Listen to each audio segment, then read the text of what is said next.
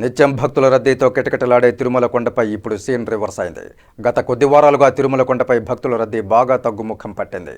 వెంకన్న దర్శనానికి వచ్చే భక్తుల సంఖ్య బాగా తగ్గడంతో తిరుమలకు చేరుకున్న భక్తులకు సంతృప్తికరమైన దర్శన భాగ్యం లభిస్తోంది. కలియుగ వైకుంఠనాథుని సన్నిధిలో భక్తుల సందడి తగ్గుముఖం పట్టింది. నిత్యం శ్రీవారి దర్శనార్థం విచ్చేసే భక్తులతో తిరుమల కొండ సందడిగా ఉంటుంది. కానీ గత కొద్ది వారాలుగా భక్తుల సంఖ్య బాగా తగ్గడంతో తక్కువ సమయంలోనే భక్తులకు స్వామివారి దర్శన భాగ్యం లభిస్తోంది. సర్వ దివ్య దర్శనానికి గంట నుంచి 2 గంటల సమయం పడుతుంటే ప్రత్యేక ప్రవేశ దర్శనానికి డైరెక్ట్ క్యూ లైన్ కొనసాగుతోంది. దీంతో భక్తులు త్వరితగతిన వెంకన్నను దర్శించుకుంటున్నారు. సాధారణ రోజుల్లో కూడా స్వామివారి దర్శనార్థం నిత్యం 70,000 నుండి 80,000 మంది భక్తుల వరకు తిరుమలకు చేరుకుంటారు.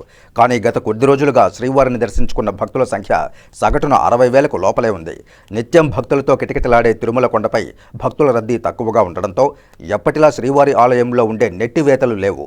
దీంతో భక్తులు మంచి వాతావరణంలో శ్రీవారిని దర్శించుకుని దివ్యానుభూతికి లోనవుతున్నారు. మరోవైపు తిరుమలకు వచ్చే భక్తుల సంఖ్య గణనీయంగా తగ్గడంతో శ్రీవారి ఆలయ పరిసరాలతో పాటు లడ్డూ కౌంటర్లు, అన్నదాన సముదాయం వద్ద భక్తజన సందడి లేక నిర్మానుష్యంగా మారింది.